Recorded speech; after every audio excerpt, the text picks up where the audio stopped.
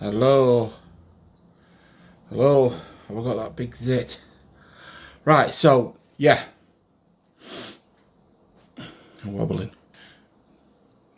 Yeah, I was shown. For people who are just tuning in because of the title, yes, I was shown The Devil. Yeah, I was.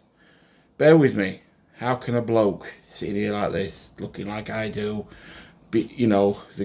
whatever, being shown the devil? Bear with me. You'll not be disappointed. I'm going to describe him. Not that that's a thing that, it's not very nice, but I was shown him.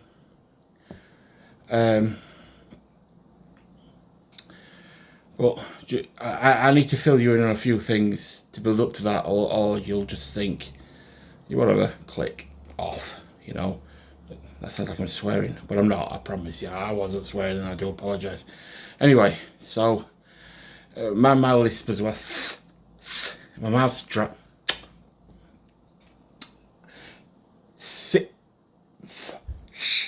66. Right, hold my tongue back.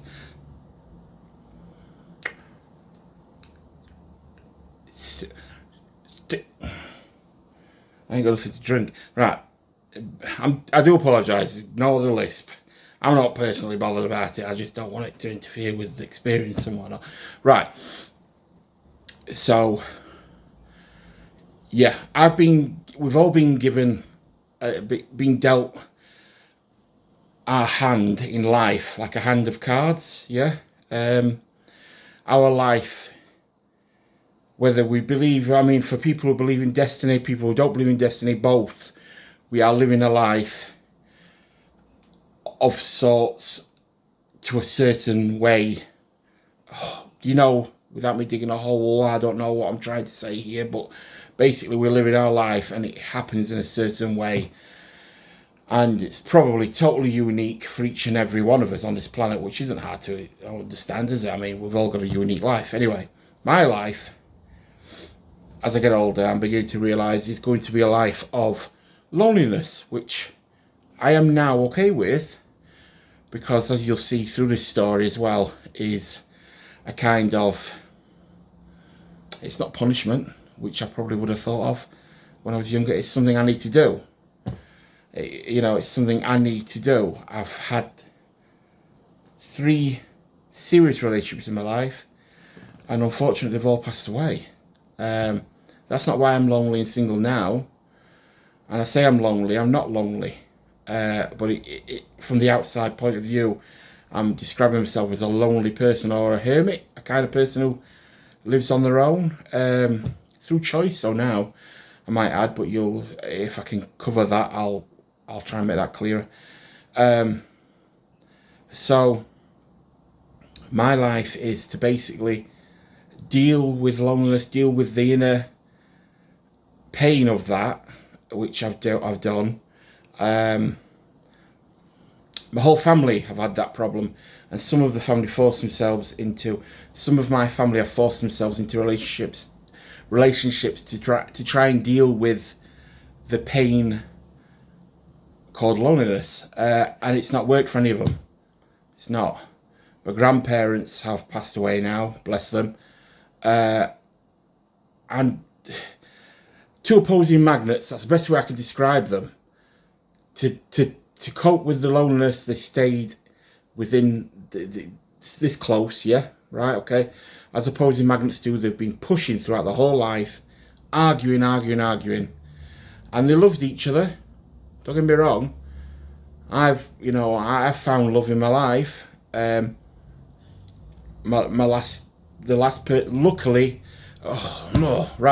luckily the last relationship I had was my soulmate. So when I say my life is about loneliness, no, I've got that wrong, haven't I? I have met somebody who it was my soulmate. The other 2 relationships weren't my soulmates, but I did love them on some weird level that I probably 80-90% of the population feel at some point in their life. But I found my third the third person in my life, Cassie, my soulmate. So I have found love.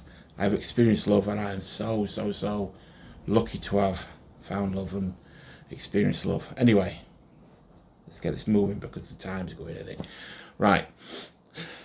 So, my life is to do with dealing with the cross to bear. There you go. My cross to bear is to do with dealing with a life of loneliness, dealing with the things that come with loneliness. But there is a lot of advantages once you deal. Once you find the magic ingredient of dealing with loneliness, because if you don't deal with it and you let it consume you, there's I'm gonna do the hand. You're gonna spiral into suicide. You're gonna. Loneliness, if it gets hold of you, you can't live with it. You've got to deal with it. You've got to find out how to live life and overcome it. You never beat it. But even people who are in relationships who are very happy in a relationship and they're married have other aspects of things in their life that they're dealing with, their cross to bear. Anyway, so when I lost Cassie, my wife, in 2016, because she is my soulmate and always will be, it broke me. I was a broken person, still am. So within 3 months of losing Cassie, to cut the story short, I was led. Don't get me wrong. It's not something you, when you're in this situation, you don't choose to do it, and then that's it. I chose over repeated.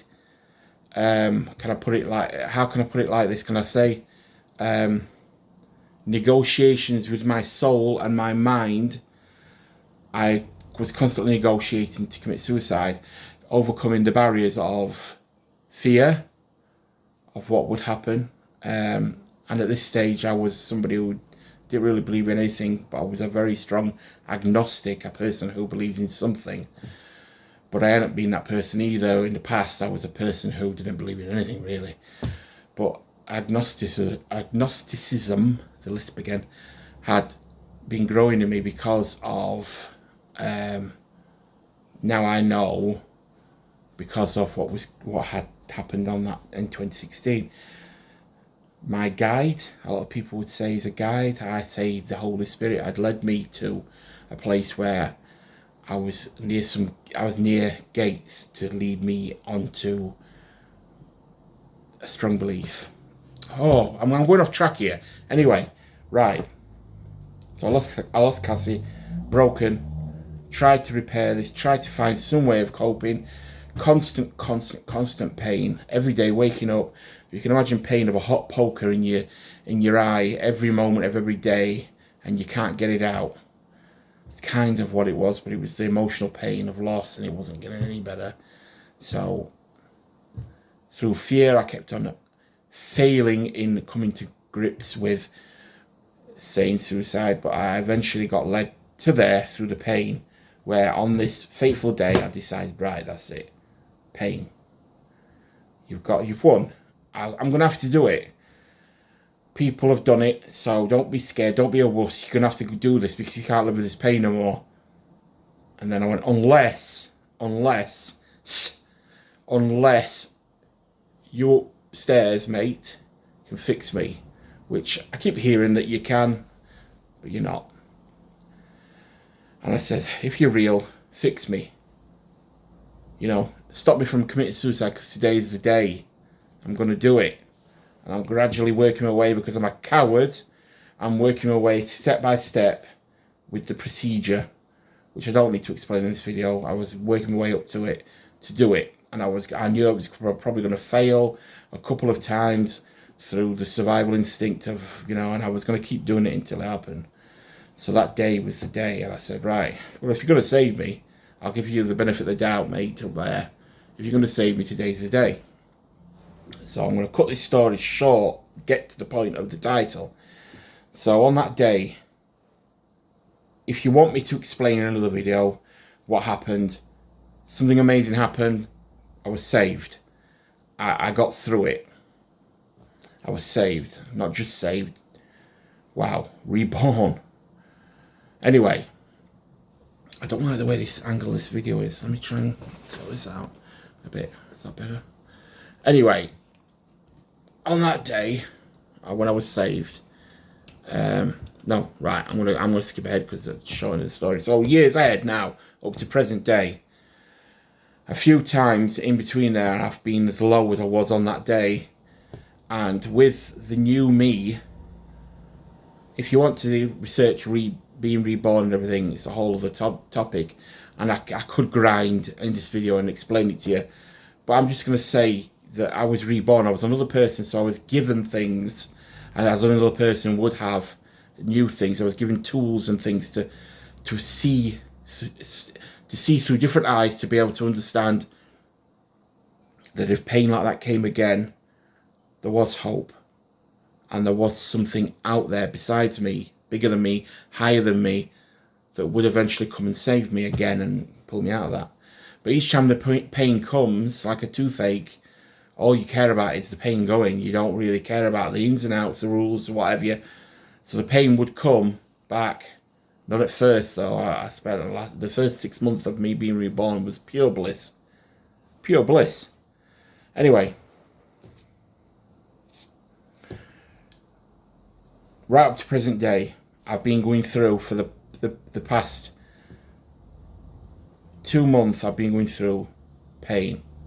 And I've been getting to the point where I've been starting to think, when the last time I was saved from this, it must have been an illusion. Because this time, I'm definitely not going to be saved. I must have misunderstood the last time I was saved, and this time the pain is real, and I'm going to end up doing it to myself, committing suicide. And last night, something happened. But anyway, I'm going to tell you about when I met 3 nights ago. I was shown him, the bad guy, Satan. I was shown him. On that night, I was praying, and I said, "Look, where are you? I need not Satan. Where are you, God? I need saving. I'm trying my best here." And I knew why I was in that place. Don't get me wrong. Every time I've been in a bad place again, every time I've been depressed, it's because of my own failings as a human, leading me into sin as a sinner, a person who sins. In the past, when I was an agnostic, or even before that as an atheist, pain was pain. I was depressed, or I was just having a bad time. As a new reborn person, I realised that the pain is brought on by being a person who can live balanced, or can go down and start doing bad things to the soul, which causes sin to happen in life, which then leads to the bad. When you surround yourself with sin, imagine it as a bad cloud of a bad gas that's going to hurt you. This is what the sin does. It's not a literal gas, but emotionally it is. So I was depressed, and I'd been. What caused the sin, if you want to know, is what had been causing the sin is I've been concentrating too much on working, on making myself financially better, and not concentrating on financially better, and not concentrating on the important things in my life, which the important things in my life are dealing with the sin and keeping myself happy, a happy person. I should find the balance. I have obviously got to work, and I've been concentrating too much on the work, getting too excited about material machines that I'd worked on and things like that to make myself financial, and ignoring God. And therefore, the relationship between me and him was getting strained. So when I needed him again, when the financial side of my life wasn't supporting me emotionally no more, I'd also discarded my relationship with God. And I needed him. So Where was he? He wasn't there because I turned away from him. I'm trying to make my mouth's so dry. Anyway, 3 nights ago, so I prayed. I said, please help me, please help me, please help me. And in the past, sometimes when I pray hard enough, I get a visit from him. We all know what I mean by a visit, don't we? We all know. When we're thinking of somebody, they ring us. When we're feeling personally distressed or traumatized about something, we've been mugged or something like that. Sometimes something will happen that we say, that was a bit strange. And it helps us through. Like a personal hand reaching out, grabbing us, helping us through time where we think, that was strange. A person from our past turns up at the right time in his life when we didn't really ask for them to be there, but we needed them. That sort of thing. Uncanny coincidences. Or dualities, whichever way you want to call it. Anyway, so for me that night, I had a dream. Yes, it was a dream. When I woke up, I thought, I remembered the dream. During the dream, I remember thinking, there's me. I'm looking at myself. I'm there. I'm standing there in a field, beautiful grassy field. Went on for, it had structures in the field, and I can't really tell you what they were because I was concentrating on what I'm going to get to in a second. I was standing in this field looking at myself as a person, the dream me, or maybe even my astral body. I don't know, but I do know that, I don't know if anybody watching this knows what I mean when I say this, but I do know that this dream had taken on a new level of reality beyond dreaming. When I woke up, I realised that during the dream I felt it. So I'm standing there, and on my left there's somebody else. I was aware of him. And I also saw him in my peripheral vision on my left. In the dream, I didn't need to acknowledge he was there because I knew he was there, and I knew the dream me wasn't surprised he was there. He was just there. He was there helping me. He was a good thing, a good person, and he was guiding me.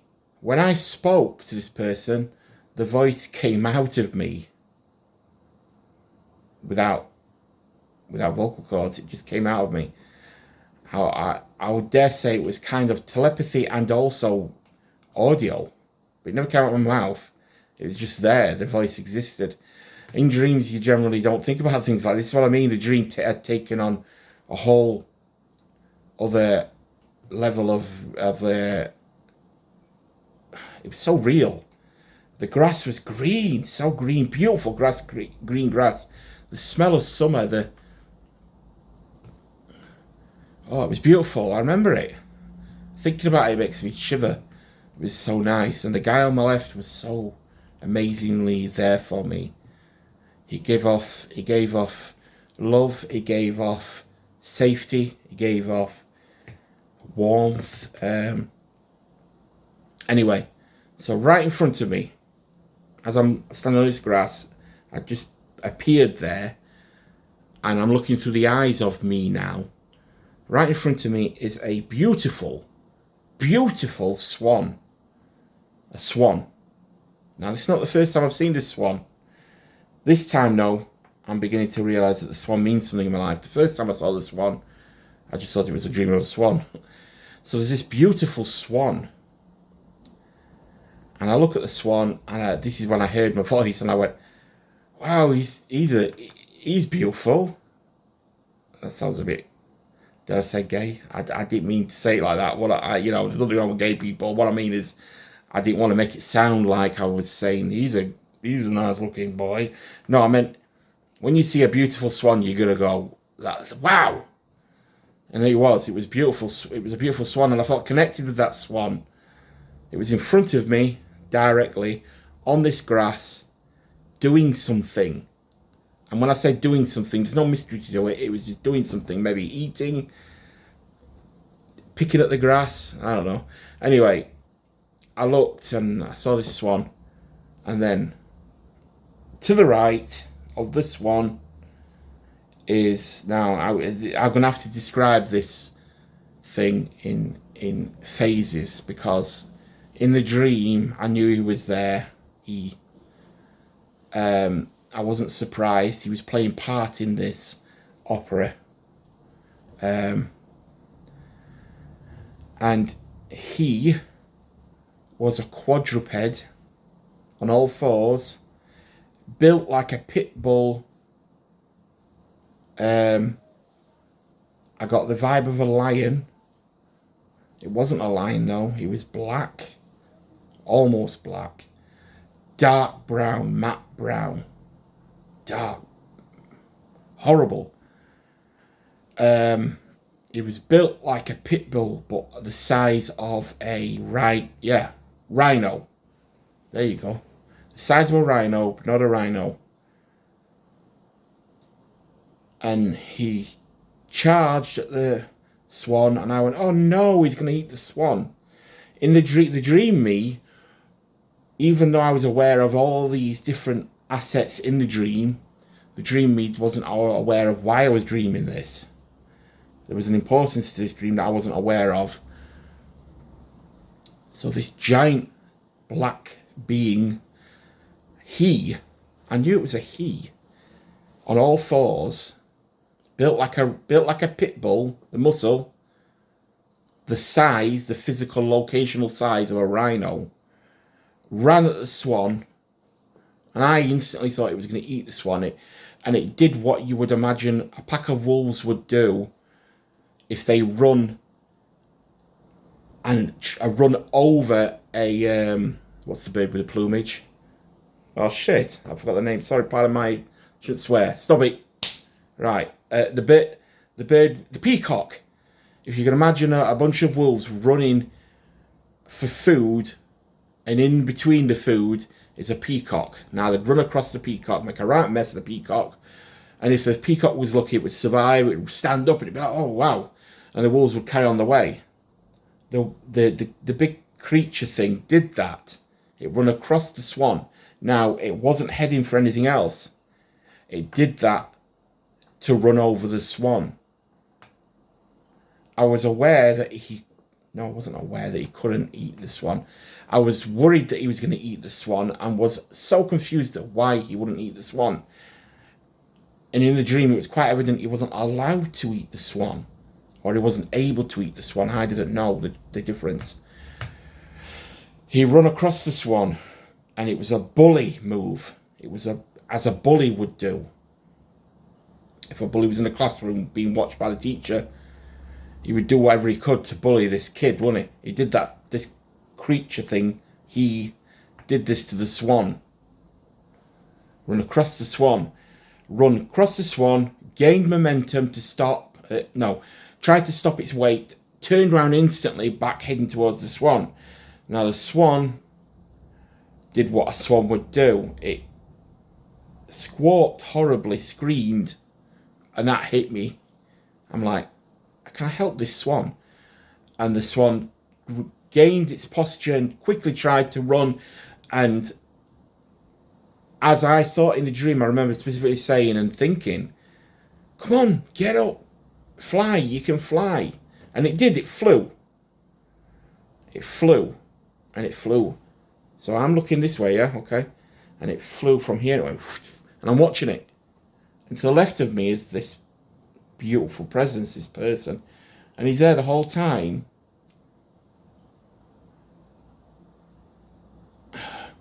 He's doing something in the dream. I can't remember what he said, but he was doing things in the dream that were meant for me to see. So this creature, remember it's a he, this creature. Don't ask me to explain why a four-legged mass was a he, but it was a he. Run at the swan and chased the swan, made sure that the effect that he was allowed to do of running across the swan, ruffling its feathers and really hurting it, but not fatally, was to the best it could do what it was allowed to do. And it chased the swan, and the swan took off. And I'm like, keep going. And straight away, in shock, I realised that also the black, massive creature could also fly. Without any hesitation, it was on the same curvature as the swan. So the swan's flying, and he's screaming, but he's screaming in a way not as bad as that sounds. Squawk, squawk, squawk, squawk, trying to gain speed. The whole time, the creature was, as I thought, was trying its best to bite the swan, and it was. It was biting tail feathers out the whole time of this swan, which I thought was going to cause the swan to not be able to fly. But the swan kept on going. And this is when I saw the creature's mouth, and I got a better view, for some reason, from behind of what the creature was. The creature was kind of like a lion, a horrible lion, a giant mouth like a much bigger mouth than a lion. I would say its mouth was like, if you can imagine, a crocodile mouth inside of a crocodile mouth molded into the gaping size of a hippopotamus's mouth. Yeah. And it was chomping at the swan. Any closer it would have bit into the swan. Any further away it would have missed. It was at the perfect thing. So I saw this creature. Chomp, chomp, chomp. Horrible creature. I wanted to physically grab it. I wanted to slow it down. I wanted to stop it. But I couldn't. My place was on this spot, watching. And then I started to realise in the dream that the swan had to keep going to get away. Now, I'll explain it from my point of view. I'm not going to tell you what I've realised now and afterwards when I woke up. I'm going to tell you what I was thinking in the dream. I'm saying, get away, get away, get away, get away. To the swan, to the creature from the swan. And the swan flew away, and it got from here to 3 double-decker buses away from me, a bit further maybe, and the creature was still on its tail. Nothing had changed, and it was pulling. And I remember seeing it grabbing, at one point grabbing so many feathers, pulling them out and doing this with its head. Wow, like that. And the feathers went flying, and the poor bird was trying to get away, and there was nothing changing. Then the bird reached a point and did something that I'll explain in a second, and that's when I saw the behind of the creature. Following behind the creature, question marks, not question marks. I was thinking in my brain, in the dream, what were they there for? There was a whole school of swans, and I thought, yes, they're going to attack this creature, as I now know was the devil. I haven't said that yet, but it was the devil. But I'll tell you, I realised that after, with my waking logic. Anyway, the swans, I thought, in the dream, I thought were there to help the swan. They weren't getting any closer to the creature, and they were chasing, has anybody seen Benny Hill? They were chasing in a line, in their natural place, in a line of people chasing each other. So you've got one person running at the beginning of the line, and like a Benny Hill program, you've got somebody chasing him. Then you've got somebody behind that person who's behind Benny Hill, chasing the person who's behind Benny Hill. And every person onwards is following the person in front of them. And it creates a snake. And you know the music. And they're all around and chasing each other. So when you watch them from a distance as a snake, nobody actually crosses the line and runs for Benny Hill. The swans were chasing the creature, which sounds like I'm saying they were trying to stop the creature, but in the dream it looked like they were doing this line. And I thought, what a heavy line of what things. What's the purpose of that? Anyway, so when I saw the swans, I then zoomed in, binocular-wise, to the back of the swan and saw that the swan then powered. Massive swing, and I realised he was fatiguing. He was going to start slowing down if he didn't put the last amounts of energy into climbing. And he climbed. Power, amazing. These giant wings of a swan, not any bigger than a real swan's, but much more epic. Flying, the swan climbed, and the creature I couldn't see the creature was being left behind, but I knew it was. So I'm trying to do the swan's lifting. And he's climbing. I'm going, yes, he's climbing into an area in the sky that was much safer for him and closer to a better experience in life for the swan. That's what it felt like in a dream. Anyway, I'm trying to keep it short. The swan then reached a point where he was running out of energy. He'd found enough, and for some reason I saw him doing this with his wings, turning around, as the dreamer thought was turning around, which I still think he was doing, turning around.